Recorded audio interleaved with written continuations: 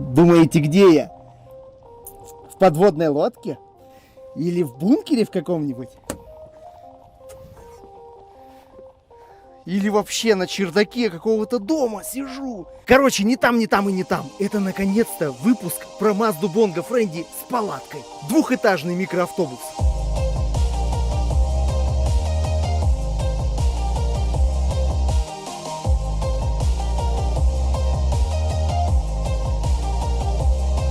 Я приветствую вас в нашем палаточном лагере. Я вам так скажу, это тот самый классный случай, когда тебе для того, чтобы отдохнуть на природе, кроме вот этой машины, по сути, ничего и не надо. Просто приезжаешь, просто обустраиваешься, все хорошо. Спать есть где, внизу место просто довала. Наверх, если что, 2 человек положить можно точно, замечательно. По лету там даже не будет холодно, а наоборот будут козырные места, там будет прохладно. Местных ребят я даже обрадую. Этот конкретный автомобиль со всеми этими примочками можно взять в аренду и спокойно ехать отдыхать на Байкал с семьей. Ссылочка будет в описании, да и на экране у вас тоже появится вот это вот.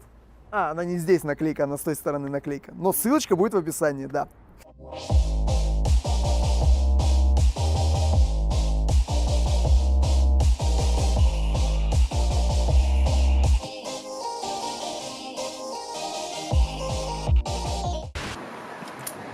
Так, кто идет за мясом? Мангал уже есть. Наконец-то мы дошли и до этого выпуска. Да, это было очень сложно, прямо вам скажу, потому что таких машин вроде бы много, но не в тех комплектациях и не в том состоянии, понимаете, как нужно для съемок. Они бывают с высокой крышей, соответственно, с раскрывающейся палаткой, и обыкновенные, с низкой крышей Mazda Bongo Frendy. Их таких вообще полным-полно. Ну, они иногда бывают с люками, но что в этом, по сути, интересного? Еще, если учесть, что у этих машин достаточно слабая кузовная часть, они практически каждая вторая гнилые насквозь. У них еще такая подляна бывает, что они гниют сперва внутри, и когда ты уже видишь, что у нее гнилые арки, это значит, что там порогам и аркам уже настолько пипец, что там уже почти не ремонтно пригодно. Ну так вот, наконец-то она нашлась живая, целая и достойная того, чтобы я вам показал. Она в очень хорошей комплектации, в очень интересной версии. Ну и, конечно же, в ней самое главное, что есть та самая палатка. Вот он дом на колесах с завода, еще и двухэтажный дом. Эти машинки, они, конечно, незаслуженно не популярны. То есть зря их так мало, потому что вы увидите сейчас, какие они интересные по салону, сколько там прикольных плюшек, насколько они практичные. Но я, конечно, с одной стороны могу понять, почему это так, потому что они в техническом плане не особенно выдающиеся. У них не самые крепкие, не самые надежные моторы. В частности, в нашей дизель 2,5 литра, как мы видели в Mazda MPV. Кто не видел этот выпуск, можете перейти в подсказку, либо по ссылке в описании. Но бывают еще 2 версии с 2-литровым бензином и с 2,5 литра бензиновым V6. Бензиновый V6, как по мне, это самый классный вариант, естественно. Все-таки объем, ну так как-никак ресурс. Но, с другой стороны, 160 лошадиных сил с такого объема и своеобразного мотора, мне кажется, это недостаточно все-таки круто. Я знаю, конечно же, что вы хотели бы, чтобы я поскорее перешел к салону, но начнем мы все-таки с технической части. Тут тоже есть что рассказать.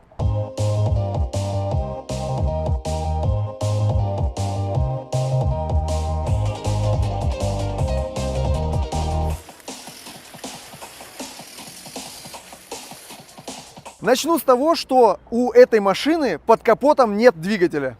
Представьте себе, она среднемоторная, можно сказать. Да, мотор у нее находится в салоне, да, под передними сиденьями, по сути. Это мне, например, очень знакомая ситуация. В моем Таунайсике точно так же мотор находится под передними сиденьями.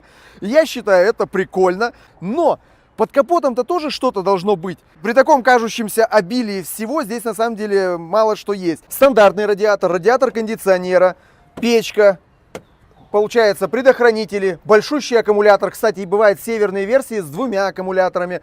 Ну и тормоза, вакуумник, тормозной цилиндр. Все, ничего больше нет. Ну вот бачочек еще есть. Если, например, в Истиме, кто, кстати, не видел этот ролик, можете тоже посмотреть в подсказке либо в описании. В Истиме здесь находится под этим капотом все навесное, которое там через дополнительный кардан вращается и прочее. Нет.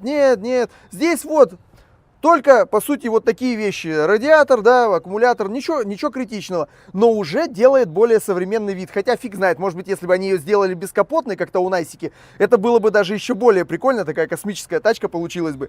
Кстати, благодаря, опять же, такой компоновке, здесь есть минус. Здесь, как видите, его уже переделали.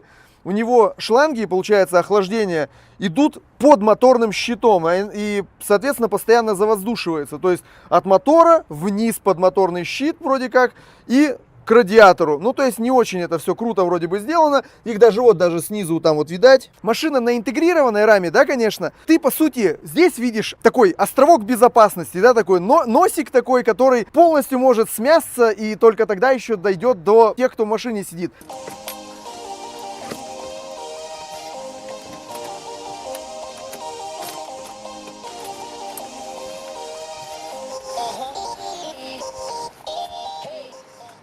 Смотрите, как я уютненько пристроился. Здесь, кстати, вообще прикольно, что можно лазить в моторе, усевшись на ступеньку. Прям вообще прикольно. Смотрите, здесь намного легче и лучше открывается доступ к двигателю. Хотя, конечно, тоже какое-то время, да, нужно потратить, чтобы отстегнуть эти все барашки. Но, с другой стороны, двигатель виден с двух сторон. Причем вот эту центральную штуку тоже можно убрать, открутив болты. Все, можно тоже полностью мотор открыть. Полностью. Поэтому я считаю, что обслуживание не должно вызывать никаких проблем. Сам по себе двигатель, он не из того списка японских надежнейших дизелей-миллионников. У него есть особенности конструкции. Двигатель ременной, ну у него ремень ГРМ, не цепь, но шестеренчатый привод ТНВД. Ну, то есть, как-то вот это все необычно подружено, да. Конкретно в Bongo Friend у нас здесь есть такой минус, что, ну, двигатель турбовый, но интеркулер его находится вон там, под капотиком, вон там на носу, и он там элементарно тупо висит, подверженный всем ветрам, всем камням, всем грязям и прочему. Понимаете, на нем даже защиты никакой нету. Интеркулер, во-первых, огромные шланги, бог знает докуда, но вы понимаете, какой у нас спул, да, будет у турбины. Вот так вот и вот туда вот, ну, как бы да. 2,5 литра и 125 либо 130 лошадей, тоже в зависимости от версии. На самом деле достаточно в случае с дизельным мотором, да, потому что мы встречали случаи, когда даже менее 100 лошадей, ну вот, например, в тех же Таунайсах, на дизелях менее 100 лошадей, но они спокойно себе тащат машину и никаких проблем. Здесь все-таки 130 лошадей, это уже поприятнее, согласитесь. И все-таки 2,5 литра, это тоже хорошо, чем больше объем, как известно, тем выше ресурс. У него есть заморочка с тем, что до тех пор, пока не прогреются свечи, да, накаливание, он не даст вообще запустить двигатель. Ну, то есть это какие-то такие мелочи, которые, в принципе, ни на что не влияют, да, но многие люди от них раздражаются. Известен тем, что он легко перегревается, да, конечно, как и все японские дизели, да, вот любят они перегреться, но, опять же, это обычно решается нормальным обслуживанием, то есть следим за температурой, не даем перегреваться мотору, чтобы у него там ничего не повело ни в какую сторону. На самом деле, конечно, V6 бензин был бы здесь приятнее, 100%.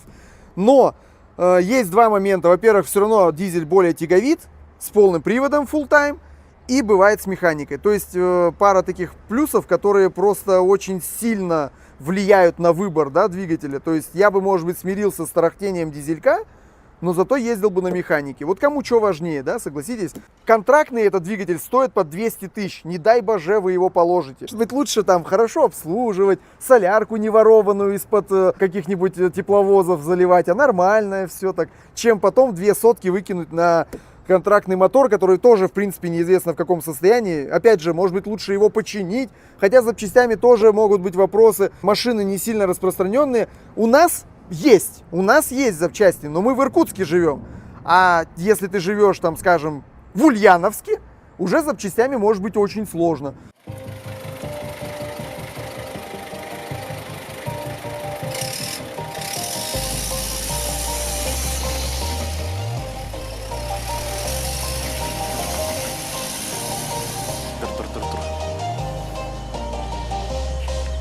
Я вам сразу скажу, у этих машин много очень всяких версий, бывают бедненькие, бывают побогаче, но важно знать, что техничка и уровень салона между собой никак не связаны. То есть может быть с бедным, с минимальным мотором хорошая комплектация, и как раз и с палаткой, и со всеми делами, А может быть и с хорошим мотором бедненькая комплектация. Поэтому это на самом деле не так уж важно. Можно именно найти сочетание, но это прям очень трудно будет искать. С ними прям очень трудно найти то сочетание, которое вам было бы идеально. То есть, чтобы у вас был бы и аэротоп, то есть, чтобы была бы палатка наверху, и чтобы был V6 бензин, например. Еще бы, чтобы он полноприводный был. Ну, то есть, прям совсем заколебетесь искать. В большинстве случаев они вообще без палатки, на двухлитровом моторе и задним приводом. Вот так вот. Это самые чаще всего встречающиеся. Ну, давайте, поехали. Конечно, дверь у нее одна, да, как обычно у JDM-ных автобусов, то есть, с той стороны двери нет. Здесь есть подобие атаманок вот таких. То есть, можно, когда сидишь на втором ряду, можно сюда положить ноги. Хотя она может использоваться не только таким образом, она еще может использоваться как дополнительные сидячие места. Реально, то есть нам не нужно вращать передние места, но мы можем сесть лицом в салон. Смотрите, поворачиваем чистенькой стороной. Здесь у нас, как видите, такая ковролиновая сторона, здесь чистенькая сторона. Сиденье откинули и вперед. Еще и этот подлокотник можно как подлокотник использовать. Поскольку второй ряд у нас складывается как столик, можно использовать как столик. Все, пожалуйста, сидите друг напротив друга. Кушайте, играйте, работайте, замечательно. Причем на расслабоне я вообще, что-то вы меня обидели, я решил от вас загородиться. У меня, кстати, индивидуальная кнопка есть, но я вам покажу еще и вот такую кнопку. Смотрите, у меня на кнопочках сдвигаются шторки, гляньте. Никакой тонировки не надо, вы посмотрите. А? Никакой тонировки не надо, у вас и так все шикарно. Загородился и замечательно. И вообще, и вот эту я тоже закрою. Все, уйду я от вас, да? Ай, добрый вы, вернулся я. Обратите внимание, шторки не гофрированные, они достаточно плотные, но они тканевые.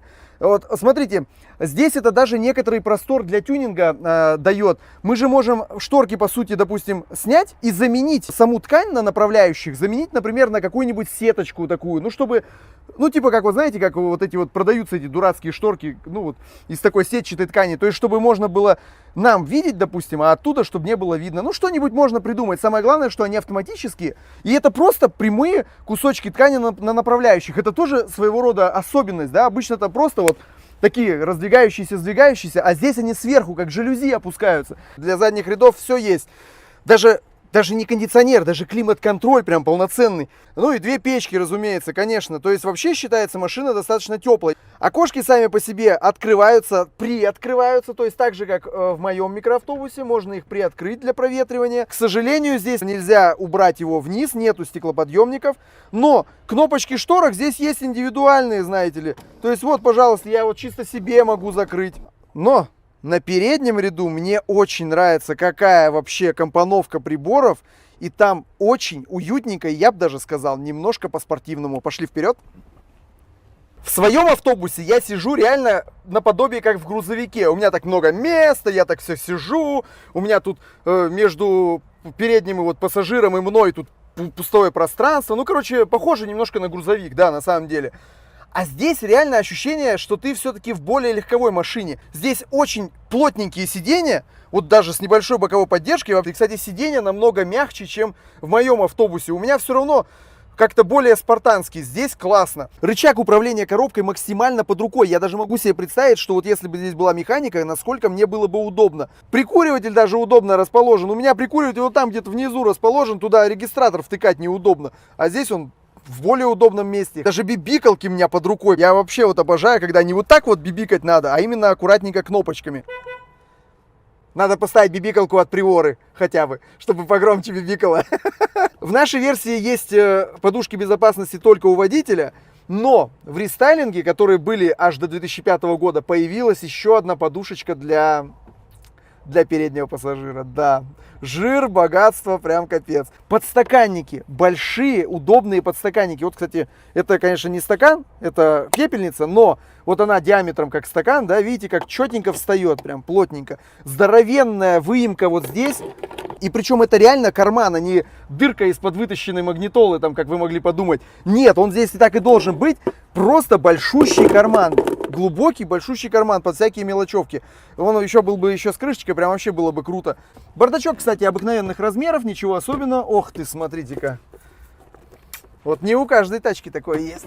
Мне, конечно, не понравился тот момент, что зеркало приклеено к стеклу. У меня какое-то предубеждение по поводу этого. И вообще зеркало достаточно маленькое. То есть в микроавтобусе всегда хочется, чтобы зеркало для обзора было побольше. Ну, опять же, это дело корректируемое, всегда можно поменять. И, кстати, это же касается и зеркал боковых, потому что они тоже прям реально как у легковушки, а микроавтобусу все-таки нужны зеркала покрупнее. Пепельница, смотрите, отдельным отсеком сделана. Меня так умилил, я прямо так порадовался. Такая хороший такой вот этот маленький отсек под ручку. Или под эту хрень, которую все курят, этот Вайпас, Айкос, как он там называется, вот его сюда можно класть. Подлокотник на самом деле под собой содержит достаточно вместительный ящик. Вполне себе много чего можно положить. Даже, опять же, с отсеком под пишущую какую-то принадлежность, там, под ручки или еще что-нибудь. Но вот это мне нравится куда больше. Их аж 3 штуки. Их аж 3 штуки, ё. Это мой рай. Вот это, конечно, я вам скажу, конструкция не очень, когда крышечка раскладывается и держится только на шарнире. Она не очень прочная. Бывает, что вот это место ломается, конечно же. По моим ощущениям, это все-таки машина не для крупных прям людей. Потому что, смотрите, даже если я отодвигаю по максимуму, да, я освобождаю себе место для ног. Ну, то есть для ног много места становится. Но не по ширине, понимаете? То есть я вот как человек с 54-м размером рубашек, да, мне вот как-то плотненько, знаете ли, вот плотненько. То есть здесь уже подлокотник, здесь уже дверь. Зато, с другой стороны, смотрите, здесь очень удобно. Здесь очень удобно четко по-пацански выкладывать руку вот так вот на дверь и вот так ехать. Еще и стекло полностью в дверь уходит. Смотрите, какая красота. Очень-очень большое такое траходромище, однозначно. Еще и передние можно разложить. Вообще. Единственное, конечно, когда вот совсем прямо разложишь, да, получается крышку багажника не закрыть. Но если мы чуть-чуть приподнимем в режим лежачего просторнейшего дивана, то можно закрыть крышку багажника и будет шикарно. В принципе, все готово для приятного времяпровождения, согласитесь? Выехал на природу, шторочки закрыл, все, уединился, все замечательно. Давайте-ка традиционная наша тема. Прикинем габариты лежанки. 2,10 это вот, еще до передних сидений. 3 метра 15 сантиметров. Я не думаю, что найдется человек, который не поместится на такую лежанку. Валетиком можно уложить, наверное, человек 5. Кого-то туда головой, кого-то сюда. Я бы вот в таком положении чудесно бы ехал куда-нибудь на дальничок. Так, водители рули, а я сплю. К тому же можно взять пивка. У нас здесь есть для третьего ряда свои подстаканники, свои кармашки. Все, замечательно. На самом деле, кстати, мы попробовали, багажную дверь можно закрыть, просто надо с силой закрыть, и тогда она продавливает сиденье, и получается, что захлапывается все-таки крышка, и можно спать на ходу. Причем, обратите внимание, что каждое сиденье, оно двигается на салазках, то есть реально можно отрегулировать себе какое-нибудь интересное твое личное положение какое-нибудь. Были версии такие, у которых шторы были везде, даже на лобовом. То есть можно было шторой загородить даже лобовуху. И это с завода. То есть вообще создать себе прямо вот уютный домик, прям в полном смысле. Между прочим, о домиках. Бывала версия кемпер, у которой было такая что-то типа маленькой кухонки вместо третьего ряда сидений. Ну то есть там одно сиденье было, вместо второго сиденья такое там раковина, там что-то такое. Но пока что еще ни одной такой не встретили, чтобы она была целая и это дело работало. Ну... Пишите в комментариях, может у кого-то найдется и версия кемпер, мы хотя бы про нее сделаем небольшой какой-нибудь коротенький ролик.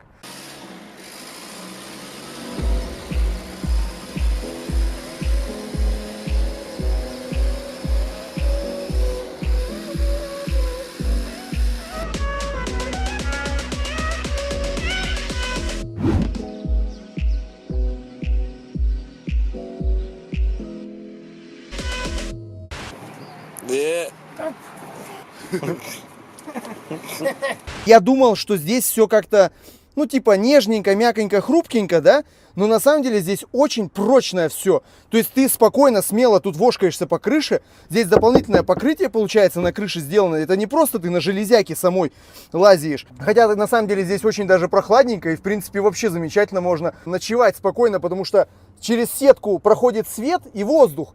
Но не проходят комары, соответственно. Но здесь есть большой недостаток в том, что если ты не физически крепкий и развитый человек, который не может сам себя подтянуть наверх, ты вряд ли сюда залезешь, или тебя придется запихивать сюда вручную. Ну, слава богу, мне сил хватает, чтобы мои 88 килограмм перемещать сюда. Так что я, в принципе, слезаю. Ой, блядь. Оп. Опа. Не обязательно даже лезть на второй этаж, мы можем просто поднять эту крышу, она, кстати, на газлифтах, то есть сама по себе вот подняла, она держится, и сделать себе 2-метровый потолок в машине. То есть у тебя, можно сказать, раздевалка всегда с собой, на пляж приехал, плавки переодел без каких-то проблем, да, то есть в полный рост, а не раком согнувшись.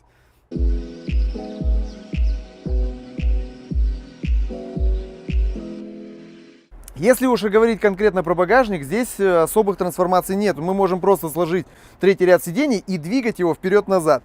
То есть его, конечно, можно поближе придвинуть, да, подальше отодвинуть. Соответственно, либо мы получаем, например, много места для ног, да, если сидим на третьем ряду, либо получаем относительно неплохой багажник. На самом деле, даже несмотря на то, что вот третий ряд сидений нельзя поднять, допустим, кверху, как в Делике, можно получить вполне себе годные 1,10 м глубины, 1,30 м ширины, даже 1,33 м где-то так. Вполне себе неплохо. Опять же, квадратная машина, сами понимаете, высота здесь очень приличная, 125. На самом деле, не думаю я, что у вас будут какие-то проблемы с тем, чтобы загрузиться багажом. В принципе, если уж прямо так много нужно перевести, можно открутить там 4 болта, открутить сиденье третьего ряда, вообще, допустим, его оставить в гараже и нагрузиться по самые уши. Но это у нас такая версия, а по факту они бывали такие, что третий ряд можно сложить и повернуть по сторонам, примерно так же, как в моем микроавтобусике. Кстати, вот как раз тот, который с кухней, вот он как раз вот с такой темой и есть. То есть вот здесь, где я сижу, была бы вот эта кухня, а напротив сиденья можно было бы сложить к стене, поднять вверх и, соответственно, иметь здесь какой-то простор для операций. Ну вот у нас версия такая, ориентированная больше на пассажирский комфорт определенно.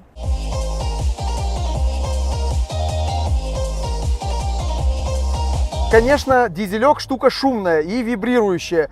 Я вам так скажу, это чуть ли не первое, чем нужно заняться после покупки такой машины. Поменять все подушки на коробке и на моторе, чтобы как минимум вибрация была легко заметная, чуть-чуть еле-еле. Солярочкой тоже пахнет, особенно когда только что завел, да. Дизелек есть дизелек. Давайте-ка я окошечко закрою, хоть у нас сегодня и жаркий достаточно день, но ничего. Итак, первое и самое главное ощущение. Легковая машина. Я сижу плотненько, мне уютненько, все хорошо. Поехали.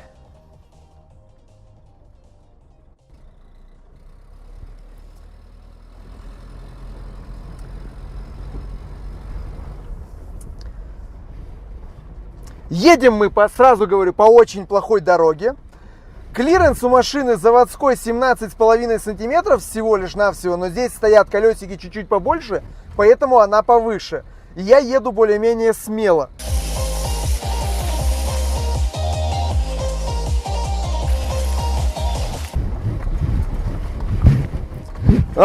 Нормалек?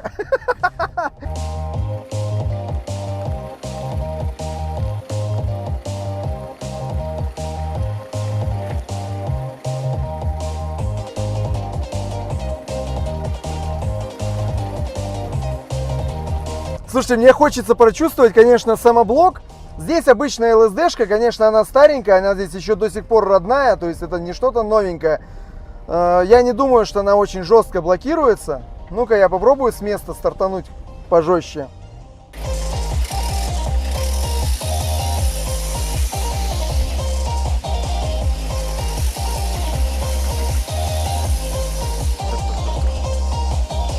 Он прямо с какими-то камнями из-под колес рванул. Не, она, походу, еще цепляется.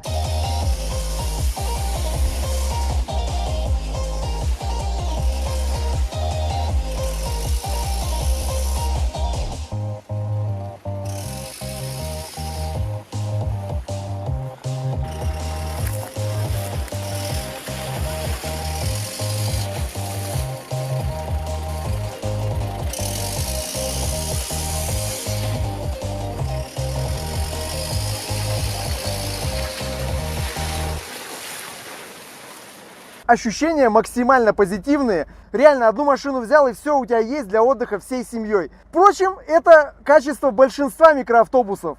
А у этого микроавтобуса этих качеств чуть-чуть побольше, я считаю.